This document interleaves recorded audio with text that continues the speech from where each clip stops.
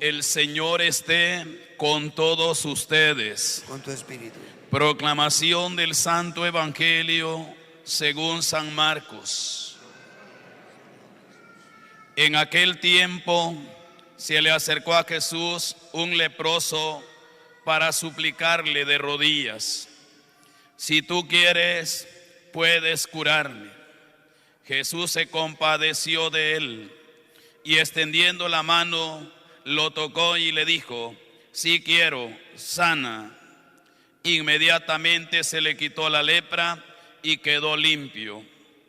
Al despedirlo, Jesús le mandó con severidad: no se lo cuentes a nadie, pero para que conste, ve a presentarte al sacerdote y ofrece por tu purificación lo prescrito por Moisés. Pero aquel hombre comenzó a divulgar tanto el hecho que Jesús no podía ya entrar abiertamente en la ciudad, sino que se quedaba fuera, en lugares solitarios, a donde acudían a él de todas partes. Palabra del Señor. Gloria a ti, Señor Jesús. Pueden sentarse, queridos hermanos y hermanas. Estamos celebrando el sexto domingo del tiempo ordinario. Este tiempo que va a ser interrumpido por miércoles de ceniza con el tiempo de la Cuaresma, 40 días, 40 noches, tiempo suficiente para hacer las cosas nuevas o para vencer al demonio, así como los 40 días y 40 noches que Jesús pasó en el desierto y fue tentado por el diablo, pero también lo venció. Luego seguiremos el tiempo pascual hasta llegar a Pentecostés. Después retomaremos este tiempo ordinario para terminar con las 34 semanas de tiempo ordinario que tiene el año litúrgico. Pero en este último domingo, antes de iniciar miércoles de ceniza, la Cuaresma, el Señor o la Santa Madre Iglesia, a través de su palabra, también nos está preparando, y sale ahora precisamente una enfermedad que se llama la lepra. Esa enfermedad se considera pues que es más que toda una impureza, y en la lepra está como sintetizado toda la maldad del pecado en nuestras propias vidas. Es como cuando hablamos la palabra maldad, es toda la maleza que pueda existir también en el mundo. Ahora la lepra es como esa enfermedad que puede existir, no solamente física, sino la enfermedad espiritual o psicológica en cada una de las personas. Por lo tanto, fíjese que las características, primero, dice, cuando alguien haya o tenga una mancha en su cuerpo, vaya al sacerdote o algún sacerdote, hijo de sacerdote, para que vea si es realmente la lepra, sí o no. Digo yo, ¿por qué no lo enviaron mejor donde el médico? Porque el médico sabe muy bien sobre eso. Entonces, pero lo enviaron al sacerdote. Eso, el trasfondo no es tanto una enfermedad del cuerpo, sino las enfermedades del alma.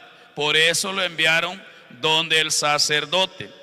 Y cuando ya lo declaraban realmente con la enfermedad de la lepra, no decía estoy enfermo, sino que decía impuro soy, para que se dieran cuenta que él era impuro, y además había que apartarlo de la tienda de campaña o del pueblo y había que llevarlo aparte. ¿Se imagina usted viviendo allá? Primero porque contaminaba a los demás y es más, olía mal porque la lepra es una enfermedad que cae en el cuerpo y va pudriendo la carne y van cayendo los pedazos y echa mal olor. Van a ver cuando el justo Job le cayó la lepra, se le fue su esposa de la casa, sus hijos, sus amigos, lo dejaron solo porque no se podía convivir con un leproso. Había que llevarlo entonces aparte. es como ya llevarlo muerto, pues un muerto no puede estar en medio de nosotros por todo el hijillo, y lo llevan entonces al cementerio, y más de eso hay que ponerlo bajo 9 cuartas para que ya ni el olor salga de allí. Entonces el tener lepra era como estar como un muerto en vida, precisamente eso, ¿no? Como muerto en vida, y había que llevarlo allá, y tenía entonces que estar así hasta que se curara la lepra. Por eso, como se considera un muerto en vida, fíjese que la forma en que iba a pasar ese leproso es como lo hacían con los muertos. Iba a pasar con la cabeza envuelta. Recuerdan los sudarios del Señor Jesús cuando lo llevaron también, ¿verdad?, a dejarlo ya en la sepultura, con la cabeza envuelta y los pies también. Y entonces con esas características iba a andar el leproso, las características de un muerto, que hay luto, que hay dolor, hay sufrimiento, y entonces huele mal, como dijo cuando murió Lázaro, ya lleva 3 días, huele mal, y si tú hubieras estado aquí, mi hermano no hubiera muerto. Entonces el que tiene la lepra es que no tiene a Dios en el corazón precisamente, o hay algunos signos que pueden ser de lepra. Ahora, para nosotros la mentira es una mancha de lepra. Si alguien dice mentiras, entonces podía declararse impuro soy, ¿verdad? La mentira, el chisme, peor todavía, ¿no? El chisme que viene junto a la mentira, ¿no? Un gran chisme. A veces los celos desordenados, las infidelidades entre los matrimonios, la infidelidad contra Dios, la idolatría, podríamos hablar la prepotencia, el orgullo, la vanidad, tantos pecados. Esas son síntomas de una lepra y de una impureza. Entonces, por lo tanto, yo no sé si nosotros pudiéramos decir impuro soy, impuro soy. Eso habría que verlo, ¿verdad? Cada uno analiza su propia vida, cuál es la impureza que tiene, porque esas son síntomas de esa lepra. Y ojalá que a tiempo, por eso la iglesia madre y maestra, como madre con los brazos abiertos y como maestra pedagógicamente, tiene este tiempo santo que vamos a vivir ya con miércoles de ceniza, dándonos una oportunidad para sanar todas las manchas, síntomas de esa lepra espiritual que podamos tener. Es un momento para reconocer cuál es nuestra lepra, reflexionar, porque a veces fíjese que él tenía que decir impuro soy. El enfermo tenía que darse cuenta que era impuro, impuro soy. A veces nosotros casi no nos confesamos, porque normalmente creemos que no tenemos pecado. Y es más, a veces nos acercamos al sacramento y decimos, no, Padre, si yo pecado grave no tengo. O sea que no reconoce, ¿verdad?, cuál es su culpa, cuál es su pecado. Y entonces, o si no, ponen razones. Como usted sabe, Padre, que somos seres humanos, somos pecadores, como que si el ser humano se ha hecho para el pecado. Tampoco es así. O dice uno, sí tengo pecado, pero son pecados chiquitos, sean chiquitos o grandes pecados. Y entonces hay que considerar que es una enfermedad, que estamos arrepentidos y queremos convertirnos y aceptar la enfermedad que tenemos. Mire lo bonito que ha pasado con la historia de los reyes que hemos venido leyendo. El mentado Saúl reconoció que la envidia lo estaba carcomiendo el corazón y se puso a pelear con David. El David reconoció la infidelidad, meterse con la esposa de Urías y ser un asesino, mandando a matar a Urías también en el combate. Reconoció eso. También el mismo Salomón recuerda que ha caído en la idolatría, haciéndole altares a dioses extraños, a ídolos de sus concubinas que eran extranjeras. Reconoce ese pecado. Entonces, qué bonito que también nosotros, en un examen profundo de conciencia, un método introspectivo, viéndose hacia adentro su historia, pueda reconocer cuál es su propio pecado. Por eso la Santa Madre Iglesia dice que para hacer una buena confesión son necesarias 5 cosas. La primera es hacer un examen profundo de conciencia para descubrir cuál es su propio pecado, ¿verdad? El examen profundo de conciencia, cuando uno sabe que se quiere confesar con tiempo, 15 días antes o un mes, debe de agarrar una hojita de papel y luego decir, voy a reflexionar cuál es mi pecado. Y si quiere, escríbalo para que no se le olvide y diga cuál es el pecado, porque a veces también sucede eso, que a veces vamos a confesarnos y decimos un montón de palabras que al final uno no descubre cuál es el pecado. A veces nos pasa como Cantinflas, ¿verdad? Que dice un montón y al final no dice nada. Entonces, no, hombre, hermanos, cuando uno se va a confesar, si uno ha robado, diga, me confieso que soy ladrón y punto. No diga nada más. No diga, le robé a mi papá, le robé a mi mamá, le robé a mi tío. No diga eso. Diga, me confieso que soy ladrón. Y sea poquito, bastante, pero es ladrón, punto. Entonces no diga más. Solo diga, me confieso que soy ladrón. Si he dicho mentiras, diga, me confieso que soy chismoso. No diga, es que yo digo una mentirita pero piadosa, Señor. Eso no existe. Mentira piadosa no existe. Porque la piedad es bueno y la mentira es hija del diablo. La piedad es hija de Dios y no se pueden ajuntar esos dos términos. Por lo tanto, mentira es mentira. Diga, yo soy chismoso y punto. Si yo soy perezoso, diga, me confieso que soy perezoso. Y no diga, bueno, pero es que no, es por enfermedad, padre, por eso que no vengo a la iglesia. Por enfermedad, le pone un montón de excusas. Diga que por pereza no viene y punto. No ande poniéndole más patas al gato que solo tiene 4, ¿no? Y cuando cualquier pecado que sea, descúbralo, el pecado suyo. En una confesión uno no menciona a otra persona, solamente uno, y uno se acusa del pecado propio y lo dice tal como es el pecado, ¿no? No mentirás, no robarás, no levantar falsos testimonios ni mentir, no codiciar los bienes ni la mujer de tu prójimo, y así sucesivamente.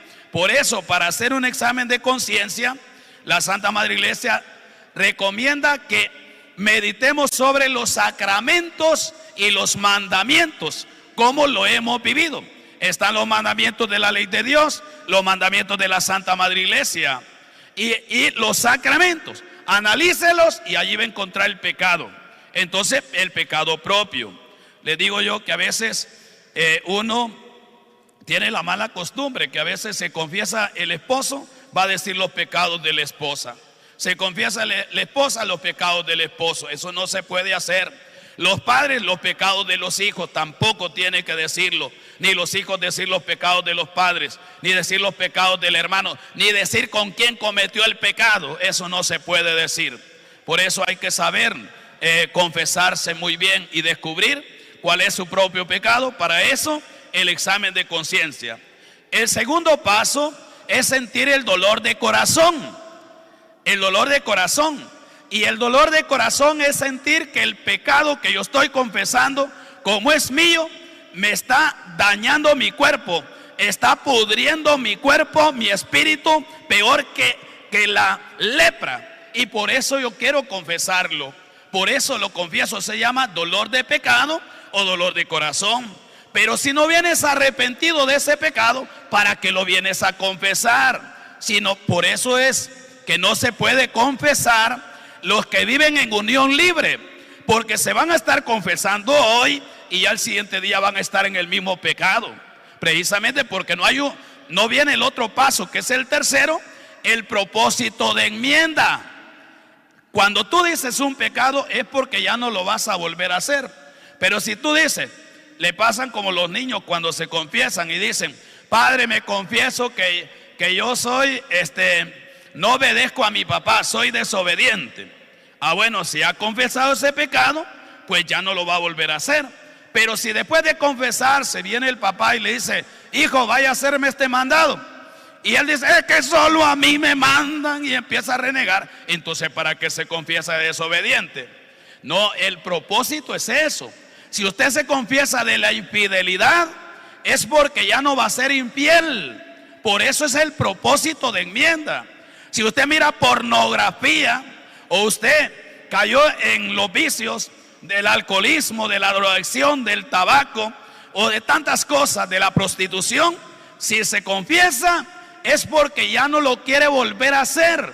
Y si no, mejor no se confiese, porque no tiene propósito de enmienda. Por eso el tercer paso es el propósito de enmienda. Y el cuarto es decir los pecados al confesor. Cuando uno se va a confesar, tiene que empezar por los más grandes, tal vez por los que le da más pena, más vergüenza. Hay que hacer, como decía un consejero espiritual, cuando uno se va a confesar hay que hacer como en la hacienda donde están los animales, que primero al que tiran por delante es a un toro que se llama el padrón, para que rompa el cerco, y allí pasan las vacas y después pasan los terneros hasta con la cola parada y no tropiezan en el cerco. Entonces así tiene que ser, hay que empezar con lo que más grande que tengamos, porque si uno voluntariamente deja un pecado sin confesarlo porque le da pena, entonces mejor no se acerque, porque está cometiendo otro pecado más. Está haciendo la simulación del sacramento que se está confesando, pero realmente no va arrepentido.